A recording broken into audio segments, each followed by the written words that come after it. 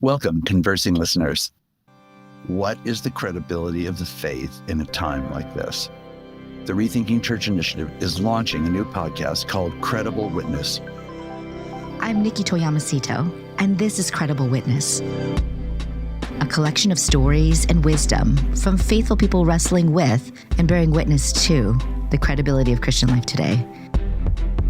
Each episode is an invitation to listen generously and courageously to one person, navigating social tension and moral complexity, negotiating doubts, struggles, and fears, overcoming obstacles and pursuing justice, and living out the convictions of their faith. And every voice reminds us that the church is called to be a credible witness to Christ, a living reality of hope, justice, truth, and love. It's a beautifully rendered collection of stories that reward a courageous and generous listening. So please check out our show notes for links to the Credible Witness podcast feed, as well as crediblewitness.us. I'm hoping that you'll subscribe today, and I believe you'll be deeply encouraged by the series of episodes to come. Thank you for listening courageously with me, and may God bless this new effort. Conversing is produced and distributed in partnership with Comment Magazine and Fuller Seminary.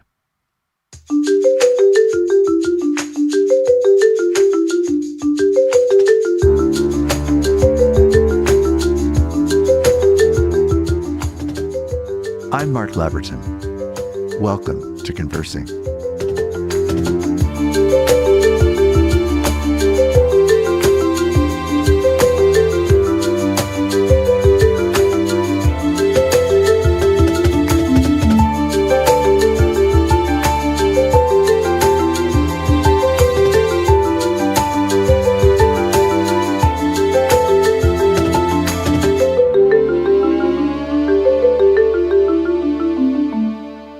Today on Conversing, we have the opportunity to welcome two guests. I'll introduce them in just a moment.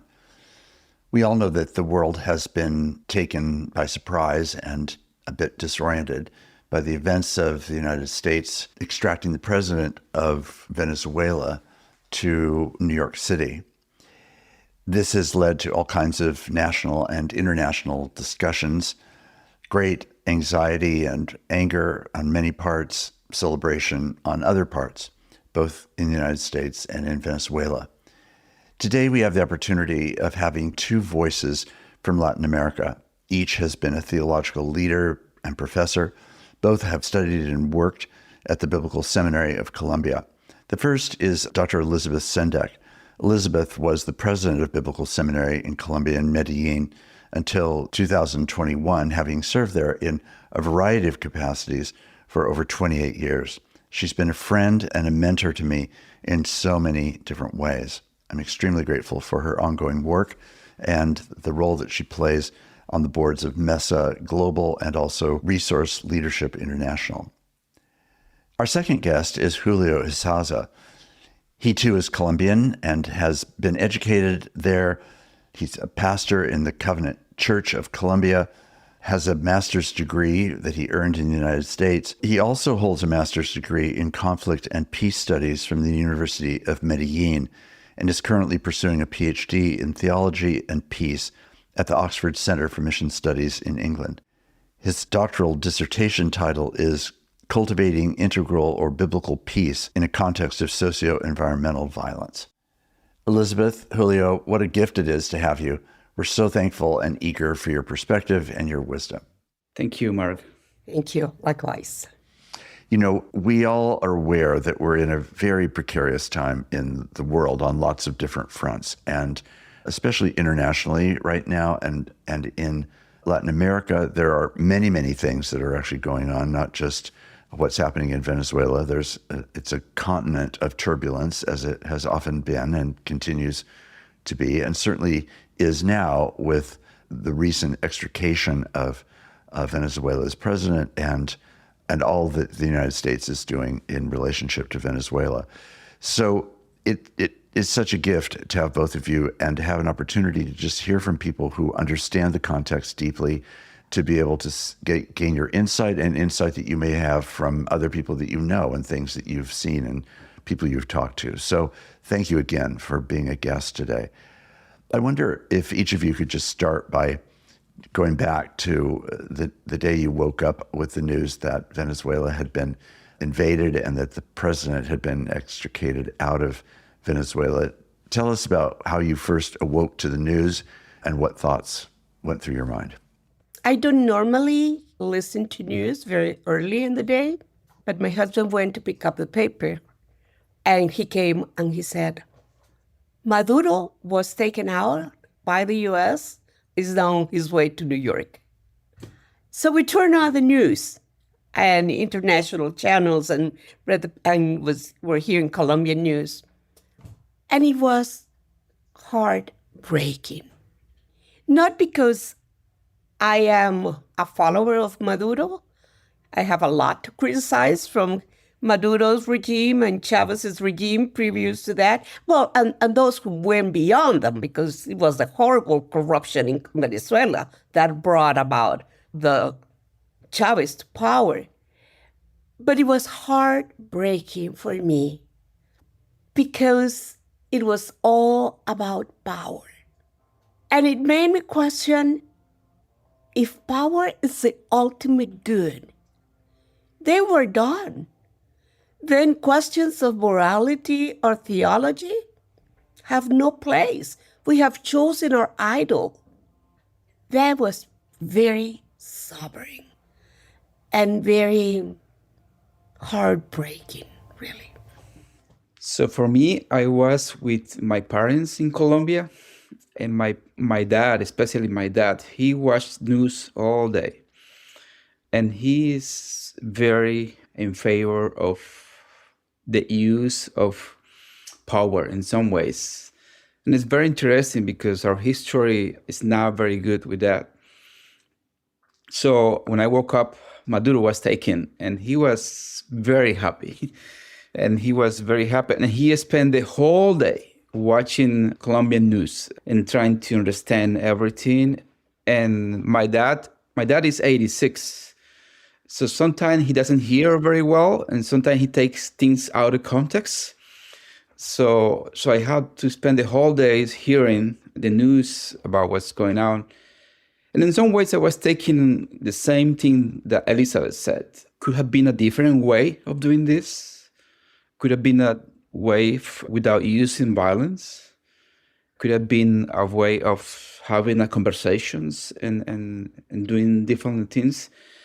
And then I called my friend. I have a good Venezuela friends who live in the city of Medellin, and I start asking questions. And she shared with me that some of her family was killed in Caracas, because you see in the news about Maduro taken, but you don't see the consequences of what happened. And she said that one of the bombs got in her neighborhood, in her family's neighborhood, and because the houses are not very strong, the windows exploded, and some people got killed because of that, and one was her family. So she was sharing that with me. So for me, it was a shock too.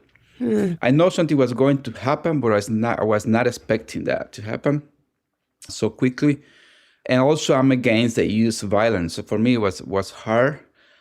And listening to the news was also harder because what you listened to it was more, in some ways, approving the use of violence. And so for me, that's hard. Mm-hmm. Mm-hmm. Mm-hmm. Julio, say a bit more about how it is that your own sense about violence developed as a person.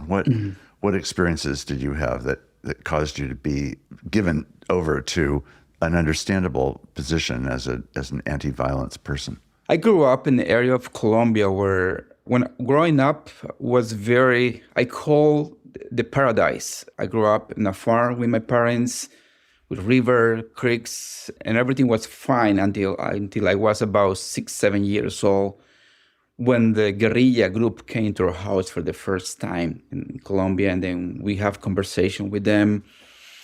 And after that, the military came, and things were very bad because the military people were accusing my parents to support the guerrilla groups. Then because of that, we had to leave our farm. and moved to the town. And the town was worse because the government of Colombia used some group. Now I know what groups were to clean the town. They call limpieza social, where they use some kind of government groups to trying to get rid of the bad people in the town. And the bad people at that moment that you're referring to are defined by what? People who opposition to the guerrillas? Not so much opposition to the guerrillas. Were more like people who were involved in drug or people who were. I see. Yeah, people who the government Petty crime. Yeah, some kind of But the guerrillas at that time, they were in the countryside. They began to start to the town, going into the town, and that's when the paramilitary group began to come to the town at the end of the 80s. The paramilitary came, and that was very bad because they used violence against farmers, against people who they were supporting the guerrillas. And that was very, very bad. That was very bad. And so when I became a follower of Christ, in some ways, I decided myself that violence was not the way. And because I've seen so much violence, I'm writing a book right now about my history. And one of the things that I find out is that when I was a child, our teachers asked us to draw stuff. And I would draw two kind of things. One was our farm, river, creeks. And the other one was helicopters and militaries killing each other, hitting each other. Now I remember that was the kind of thing that I draw. But I decided that when I began to study the Jesus life, the gospel especially, I saw that Jesus' way is not a violent way. Violence was used against him, but I decided that violence is not the way, and that's part of my life now. And even in my house, my dad think a different way. My dad is more like against guerrilla, against left wing. He's very strong against that. My mom is very different. My mom is more pacifist in everything. And I have sometimes conversation with my dad about forgiveness and everything, but it's still something hard. Yeah, but this is my context. I grew up in and it's still the area where I grew up is still violence, be part of the city. I'm working with a peace group, a youth group who is doing peace building in the area. I'm writing my thesis right now about peace based in my area. Yes. Yeah. Wow. Let's broaden that a bit. When you have been both hearing and observing what you have about what's going on in Venezuela, and you think of the church in Venezuela and the variety of ways that Christian people in particular have responded to these events in the last week and more, what would you just give us a landscape? Just describe what you're hearing from Christian people in Venezuela about how they're responding to this. I'm sure there's no standard response, but what are you hearing? Well, what I can say is that people are very cautious. Yes.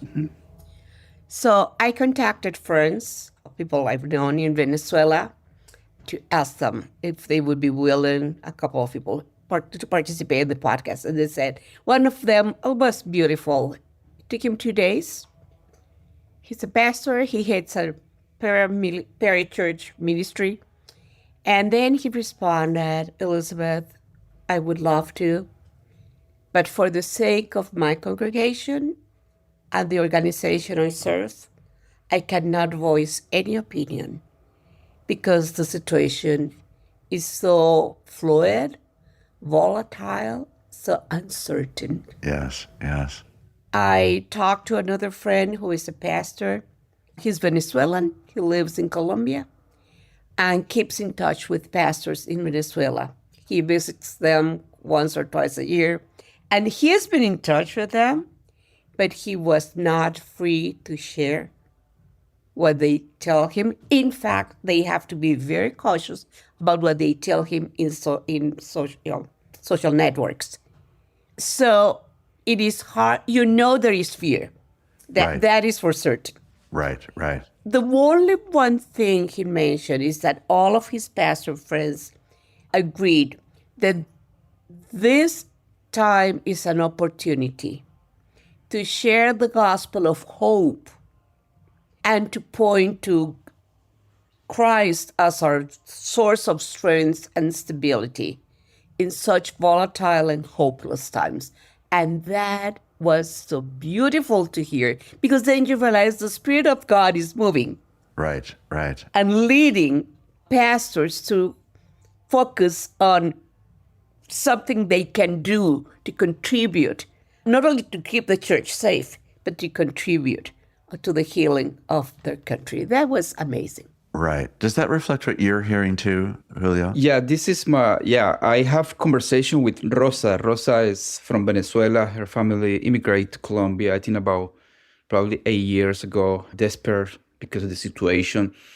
And she has been one of my students for about 4 years. We studied theology with me during pandemic. And then she has very strong roots in the church in Venezuela. And we have good conversation. And so I asked her about the church in Venezuela. And she said the same that Elizabeth said. They are very cautious because they don't know what to do with the regime. They are not sure who is in control. Mm-hmm. They are afraid to say something because, they say, we are not sure who is in control. And we have hope that things are going to change. But we are very cautious. The Venezuelan government, they have a decree they call conmoción externa or something like that, which is a decree. Internal. Yeah. Right. So they are not sure. Yeah. They just continue sharing the gospel, but they are not saying anything against or in favor of what's happened. They're trying to be very cautious. Mainly, they are happy. My friend said they're happy because of a bigger change is coming. But they are very cautious because they are afraid. Uh-huh. Right. Mm-hmm. Well, I do think that the average person in any circumstances where power, as you said beautifully, Elizabeth, where power is the primary factor and you feel fundamentally powerless to do anything about the macro circumstances. Mm-hmm. I mean, the average citizen in Venezuela is no more capable of doing something to change what's going on or even affect what's going on as the average citizen in any country. But it does strike me that often in times like this, there are certain Christian voices that can sometimes find a way of being a public voice for what may be a strategy or a position that has a willingness to step out for different reasons of their own circumstances. They might be able to do this. I mean, to speak specifically about somebody who's not Venezuelan and who has certainly spoken out and certainly has a very, in one sense, a safe position from which to speak out, has been the Pope. Pope Leo has been very direct and clear about his opposition to violence and his tremendous concern about this particular moment, both in terms of United States action as well as in terms of what's happening on the ground in Venezuela. Yeah. But are you hearing of any emerging Christian voices that might somehow have a broader reach in this moment? Or is it just too early for such a thing to have happened? I really have a great appreciation for Dr. Darío López in Peru. Darío serves in a marginal neighborhood in Lima, where he started his pastoral ministry. And even though he has become a very well-known voice in Latin America and beyond, and has all the degrees and he's published books, he still maintains his primary focus on serving his community. And I think it's La Maria, the neighborhood. So he is a pastor of that community, not only his church. And it's funny, he says that even robbers protect him in his community because he's the pastor. Darío has expressed very thoughtful, well-articulated opinions about what is going on. And one of the things that I do appreciate a lot is that his first post after what happened was on prayer. On praying for Venezuela and for those who had suffered through the years of Maduro, but who continued to suffer through what was happening with the U.S. incursion. Of prayer for the U.S. as a country that also experiences this idea of ruthless power in many dimensions. And that was beautiful to hear from a Latin American who, during his years as a university student, lived the terror of Sendero Luminoso and the counterinsurgents from the military and then the Fujimori dictatorship. Yes, yes. And who opted to continue, like many others in the country. And then in a subsequent post, he says, prayer is a spiritual resource, valuable, needed, urgent, every day. One prays in times of peace and in times of crisis. But prayer must also go alongside personal and collective actions in defense of life, justice, freedom, reconciliation, and peace. Yes. I learned that during the violent days of subversion and government counteraction in the years of dictatorship that brought death to my country. Yes, yes. What a beautiful expression. It is beautiful. On his post, he analyzes a lot of the geopolitical aspects and everything. But to me, this is very relevant because as people who have gone through dictatorships, and we know a lot of that in Latin America. Yes.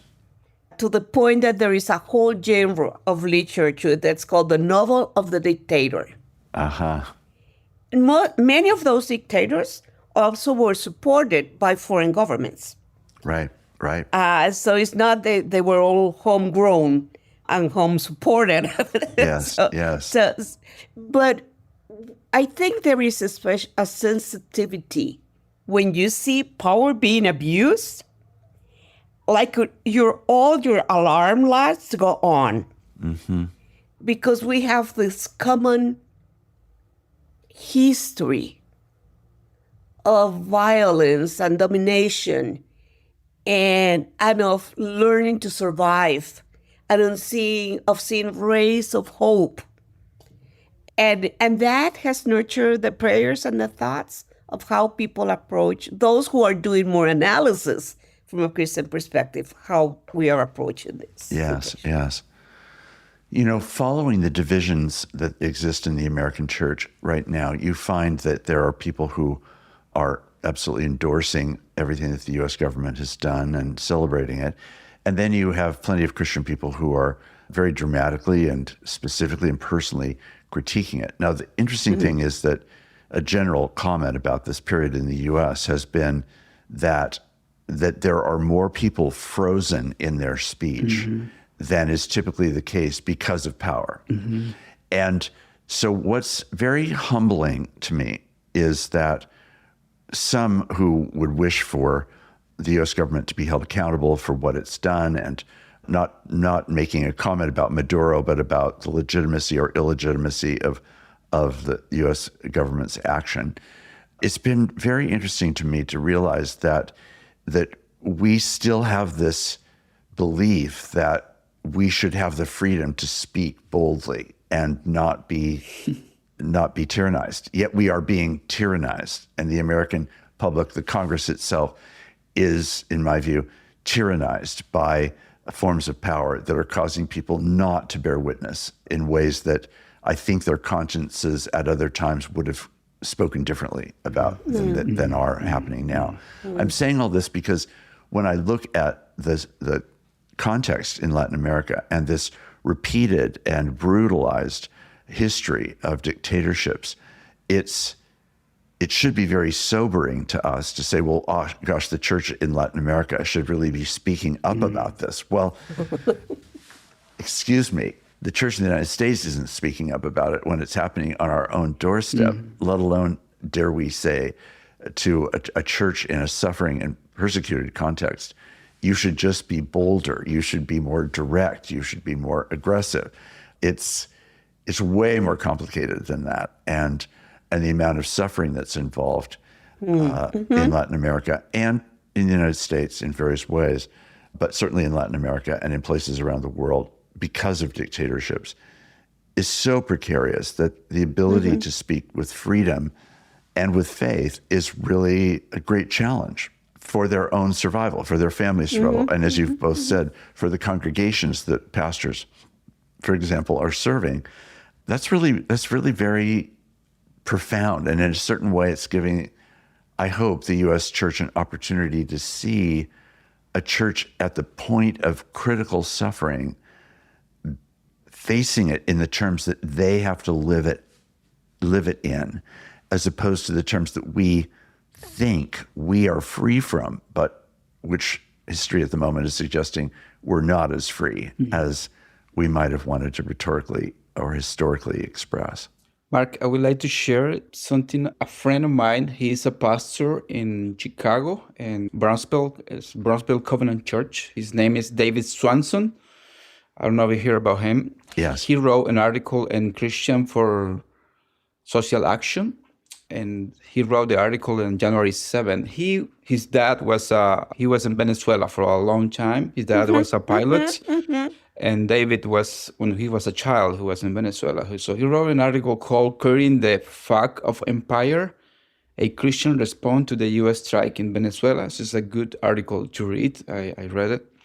But I read the article, and it's like my position. But I want to make some comments about the questions about who is talking right now, who is saying something. Yes, please. And sometimes it's hard because sometimes we talk when things explode.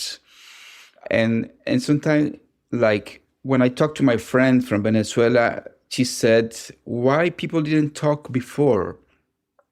Why people didn't talk like in our favor before? Why people didn't just talk but did something?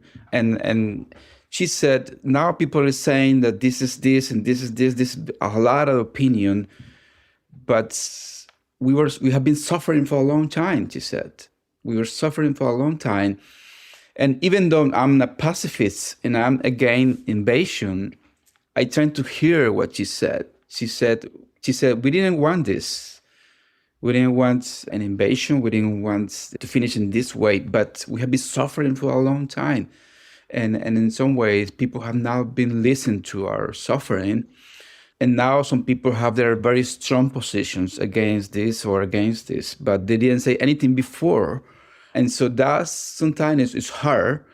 It's hard. And how do you maintain a balance to say something against, but at the same time to listen to the voices of the people who have been suffering for a long time?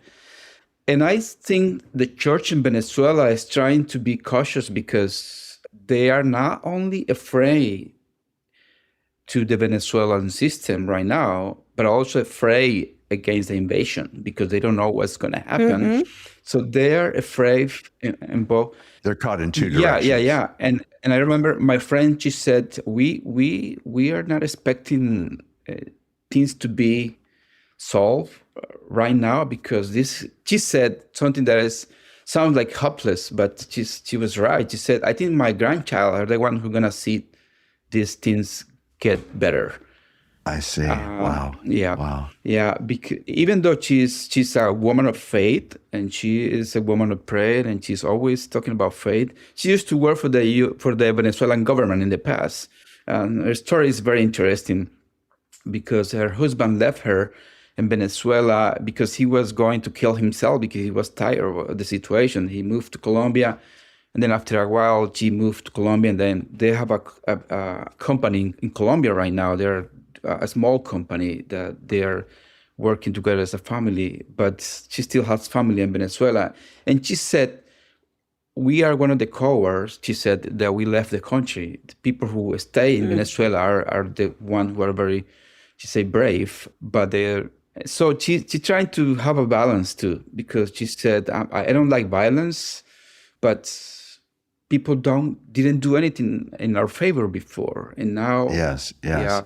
So it is hard because I remember because I was her professor teaching about Old Testament theology, and one of the things that I remember that I thought was about when in the book of Isaiah, God used the king Cyrus to free his people. And so I was talking with her about peace and everything. She said, but remember that you told us that God sometimes uses people that we don't think that he's going to use it. Right. So it is. She used my own theology to confront me because she said, yeah, it's hard. Yeah. So. Right. I think that one of the things that we sometimes in all this has been forgotten is the reality of Venezuelans in the diaspora, because they are starting to feel the pressure in communities in Latin America that are saying, so now you can go home. Mm-hmm. Yeah, it is. Mm-hmm. And I was talking to a friend who lives in Peru, and she was astounded that people in the market and everyone are saying, well, now the Venezuelans can go. We don't want them here. They've never been well received in some places. In others, yes, they have. Mm-hmm. Well, it's something like 8 million people that have moved from Venezuela just to Colombia. Yes. It's a fourth of the population of the country. Yes. Mm-hmm. A fourth, you said? Yeah. A fourth, according to statistics I heard yesterday. But then you hear of governments that are trying to impose stricter migration laws specifically aimed at Venezuelan migrants in Latin America. Wow. So they are also caught in a very difficult situation because now they are being pressured in some cases, go back. And they know they can't go back. In some cases, there is nothing to go back to. Yeah. Or they fear that conditions are going to be the same conditions they fled from or worse. And that's another plight.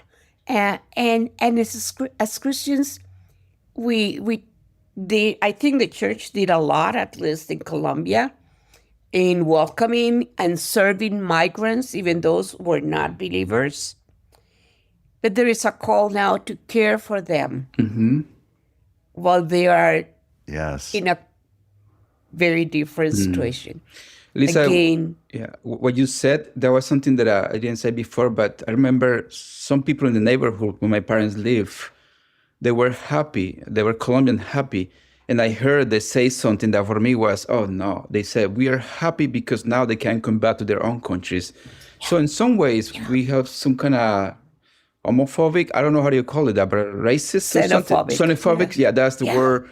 And I said, wow, because when people ask me about people who moved from Venezuela to Colombia, I said, oh, we were very welcoming, we were very nice with the Venezuelans. But now I realize maybe not so much as we thought we were, because now you hear all these commentaries that, okay, now we are happy because they are coming back to their own countries and stuff. And it's not easy because there are people who they have families in Colombia, they have their business, they are everything. So now they have to leave everything again. Right. Right.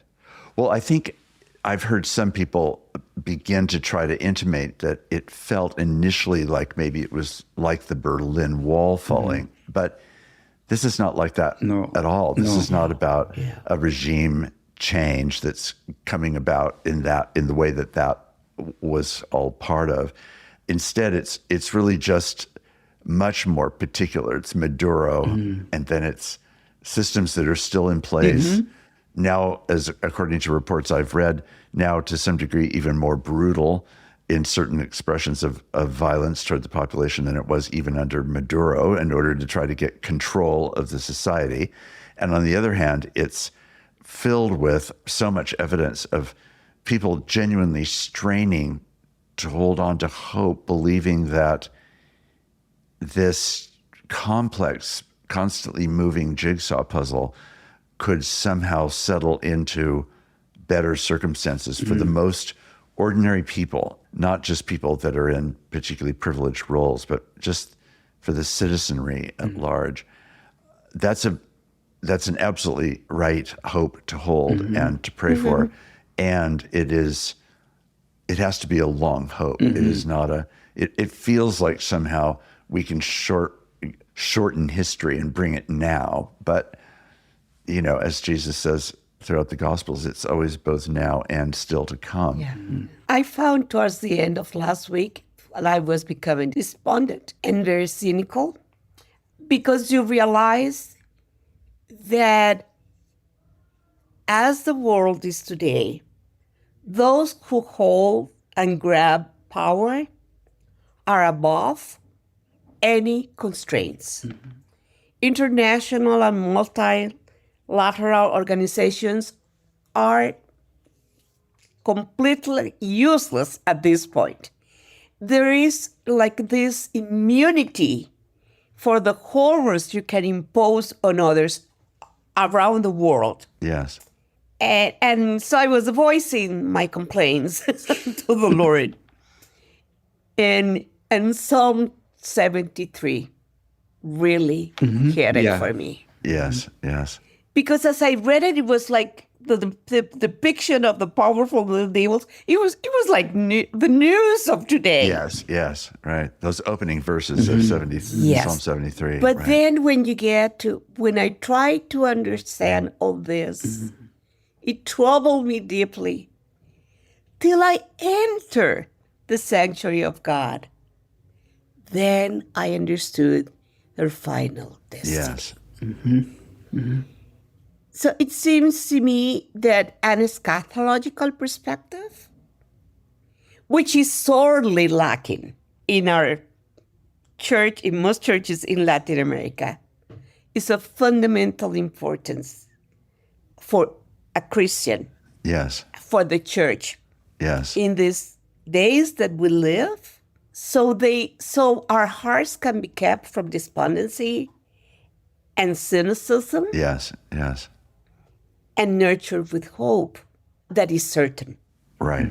Yeah. Psalm 73 is so remarkable in exactly that way. I mentioned earlier Pope Leo's comments, and I'm curious, knowing that Latin America in general is still predominantly Roman Catholic, and yet the evangelical church is extremely strong throughout Latin America in all kinds of different ways. How are comments by Pope Leo being taken in Latin America?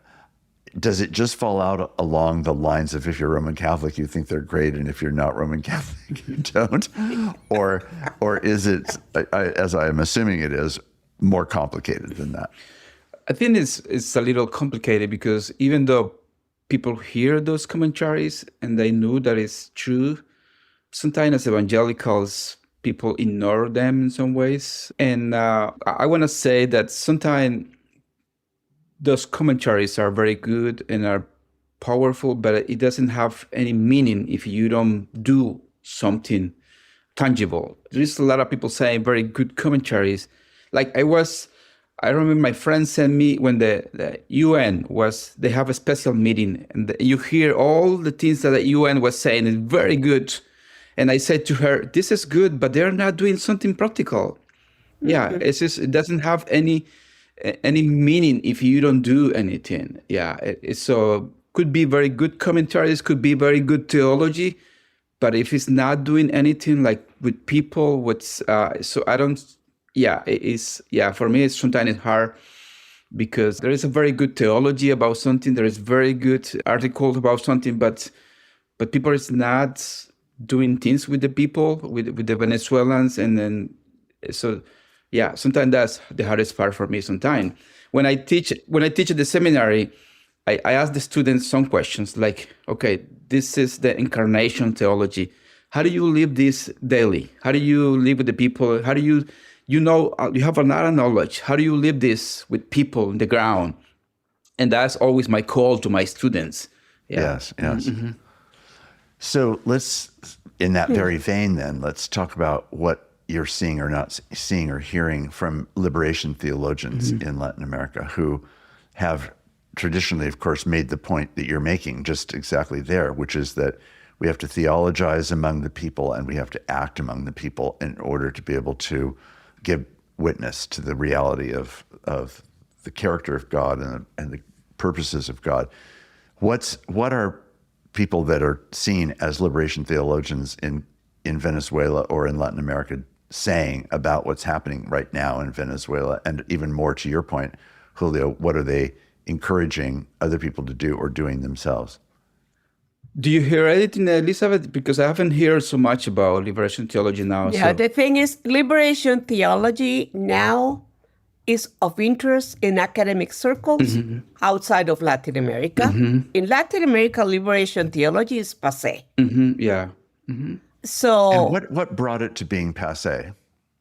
I think but there were several factors. It is complex, but there were several factors. One of the factors was the fall of the Soviet Union. Because the theoretical construct around which they had built their discourse fell. Meaning Marxism. Exactly.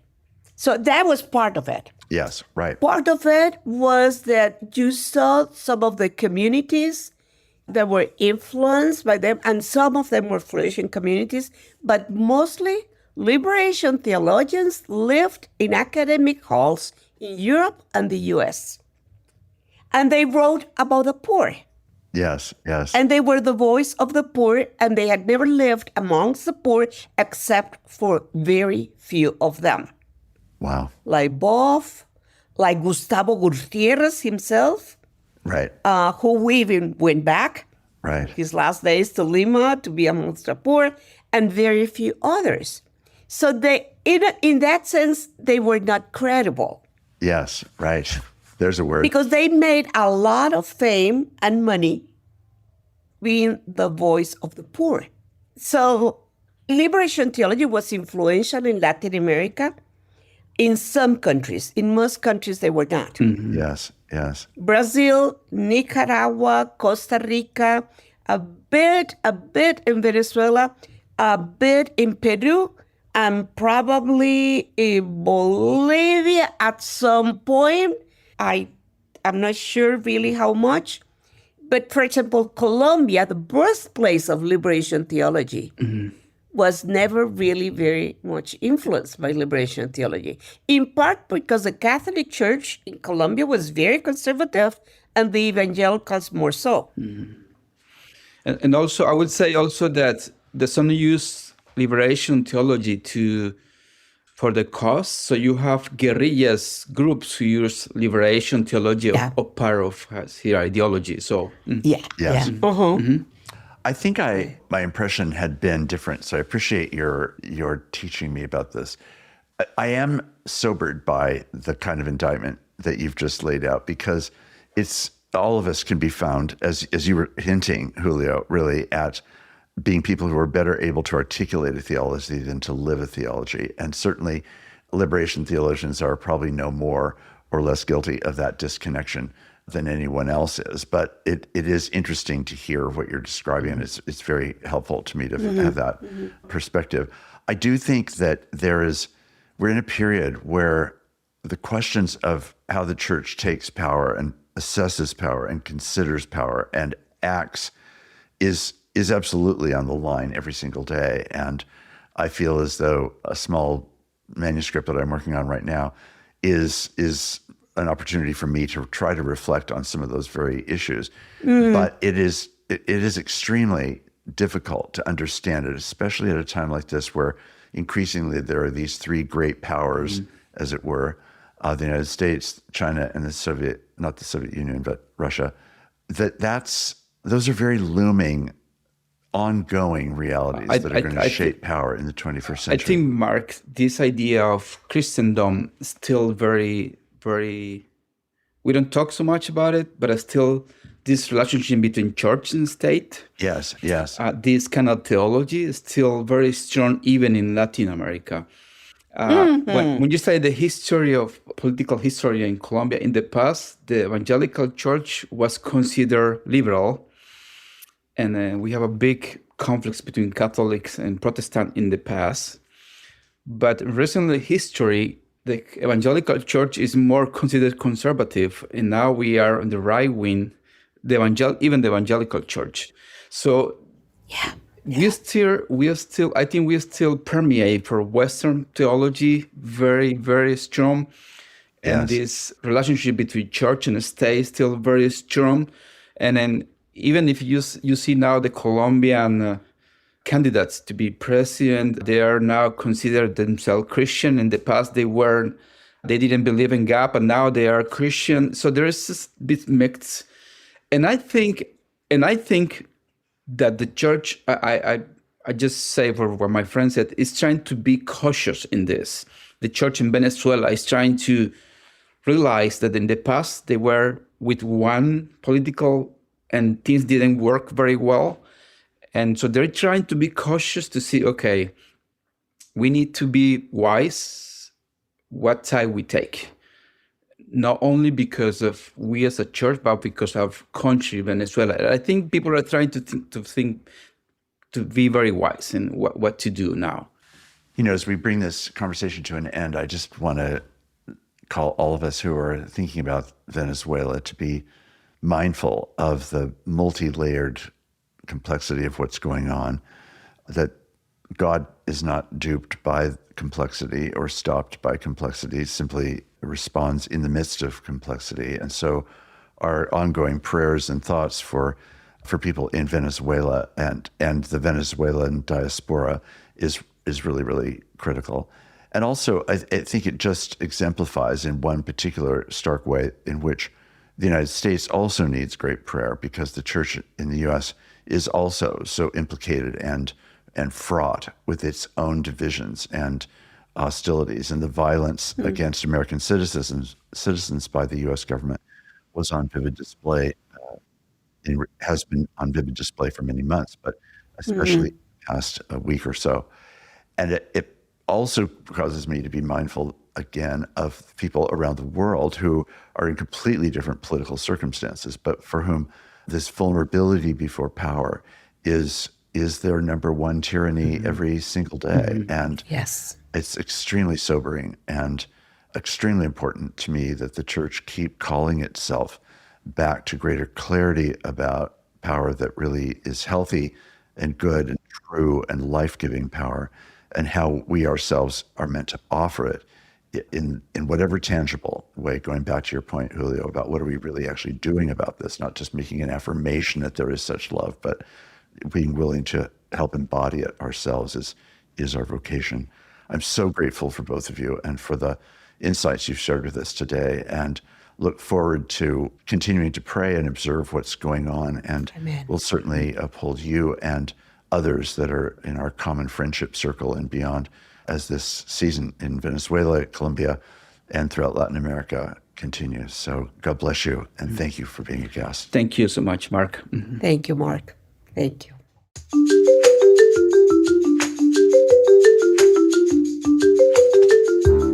Conversing is produced and distributed in partnership with Comment Magazine and Fuller Seminary. Peter Labberton is our engineer and editor. Evan Rosa is our producer. For more information about Comment Magazine, visit comment.org, where you can subscribe, read the current magazine issue, and browse their archive. Fuller Seminary is an evangelical, multi-denominational graduate institution committed to providing indispensable formational education for diverse Christian leaders everywhere. For information, visit fuller.edu. I'm your host, Mark Labberton. Thanks for listening with me.